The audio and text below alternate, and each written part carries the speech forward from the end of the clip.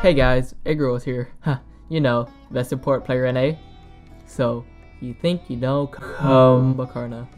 Nowadays, with all the terrors and Ganeshas as supports, other gods like Kumbhakarna had been swept under the rug, with their success only being found in the lower levels of Smite.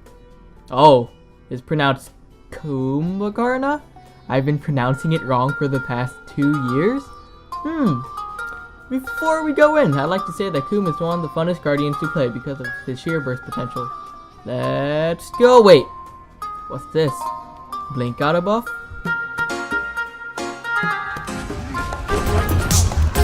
Are you sure you want to fight? Cancel that! They won't be up to fight you. You're so tiny.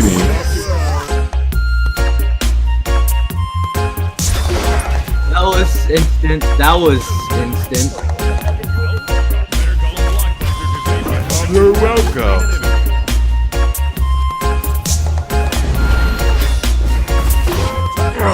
I need to rethink my moves. Hi. Cancel that!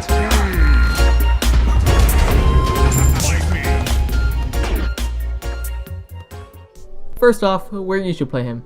I love playing gods in odd roles just to see how well they'll do. That being said, I've played Kum in every role except ADC, and besides support, I'd say that his best role is jungle. His jungle presence is decent with the early game clear. This, along with his high single target burst and large CC, allows for more successful ganks. So in my opinion, he serves to be a fat Ninja. On to his kit.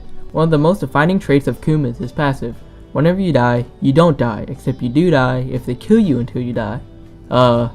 Let me rephrase that. When your health reaches 0, your passive activates. You will gain 6 basic attack points, plus 1 every 5 levels. If the enemy basics you enough time, you'll die, but if you still have some points after 8 seconds, you'll wake up at 25% HP.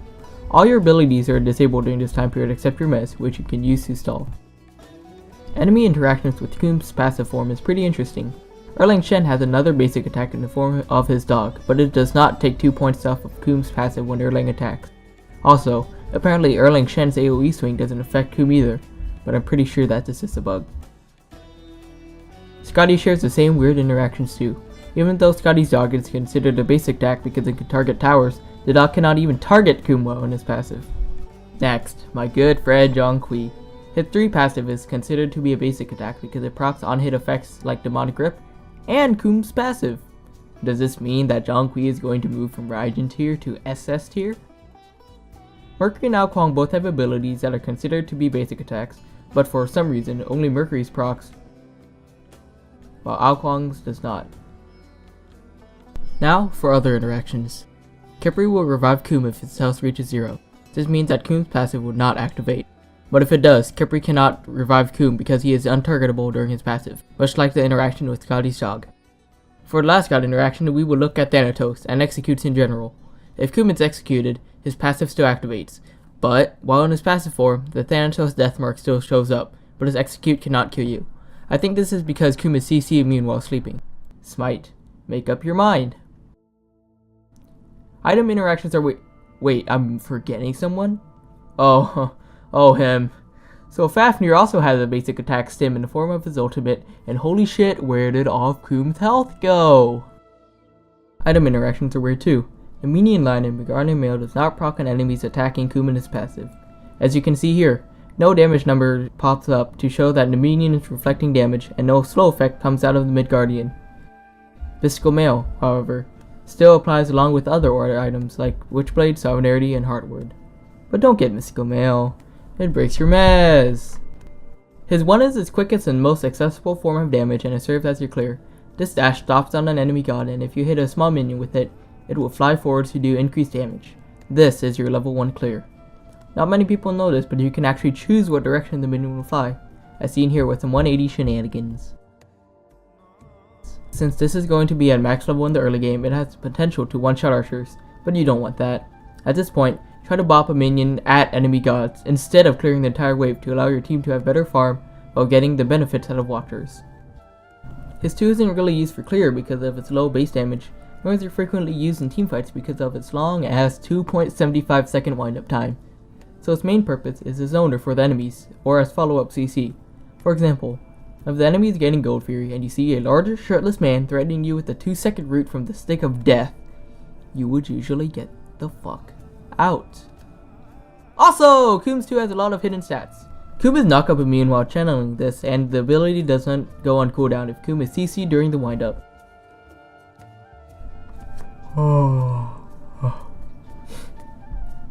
His 3 is literally the most annoying ability in the game. Don't believe me? Just look at this.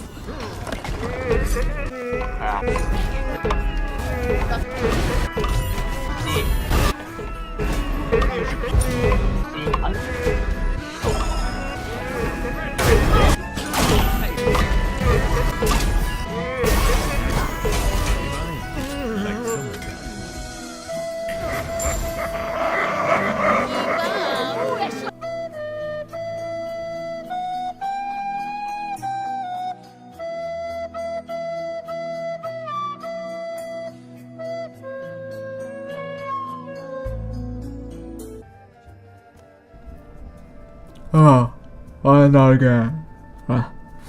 It disrupts the enemy team with a 3-second mez and applies attack speed and movement speed slows if broken early for a set amount of time. For example, if the enemy is mez for 1 second in attack, he will be slowed for 2 seconds. Good Coomb players will try to maximize the slow by breaking the mez when it's about to run out. But like other mezes, it is broken by taking damage from all sources, except from minions for some reason. His ultimate is a huge zoner. When he first knocks the enemy up into the air, it will deal a small amount of damage, but after 2.2 seconds, the enemies will land again to deal greater damage to himself while damaging and knocking back enemies in a radius of 20. It is also nearly instantaneous if you stand directly in front of your target.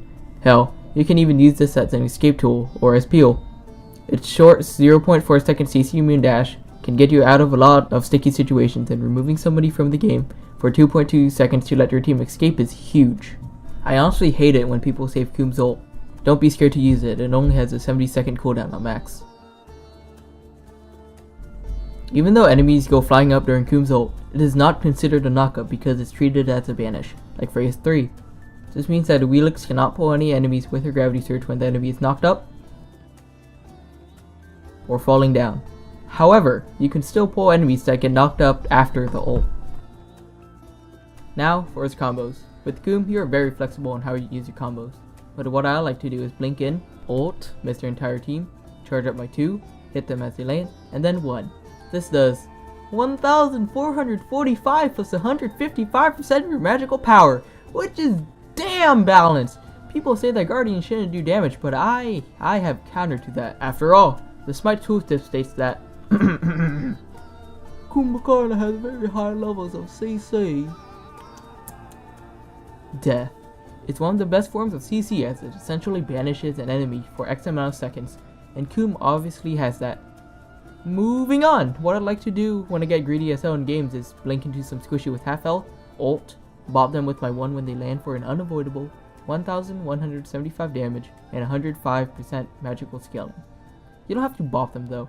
If you actually want to help your team, use your 2 or 3 as soon as they land to lock them down even longer. His ult is just set up for everything else in his kit. Or your teammates' abilities. Yeah, that too. Oh yeah, by the way, when I said that Kumbhakarna has very high levels of CC, I mean he has very high levels of CC. Like the bloated piece of shit Erlang Shen. Coomb has CC in every single one of his abilities except his 1. In fact, his CC chain can last up to 14.2 seconds. Even more with 4 procs of Spear of Desolation's passive. Also, I want to point out that this mez only lasted for 1 second, despite Rat not buying any CCR. Okay, to wrap things up, here are some other things that I felt like it didn't belong anywhere. His 1 will fling enemy minions forwards. This means that you can fire a Cupid, Bombs, or Ket poison minion onto some poor unsuspecting passerby. Your level order should be 1, 2, 3, 1, 5. Then prioritize the 1, then the 3, and upgrade your ult whenever you can. The increased cooldown reduction and 125 extra damage is huge. Your 2 is your least of concerns. It only gains an extra 50 base damage per level.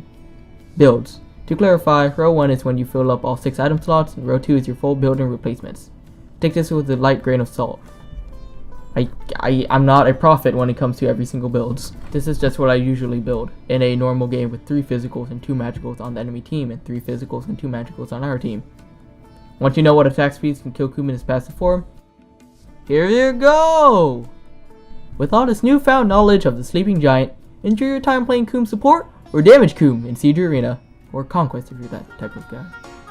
My name's Eggrolls, and if you enjoyed this video, leave a comment, like, and subscribe. It really helps. I'll see you next time. Peace. So who should I do next, Ares or Bacchus? Let me know in the comments below.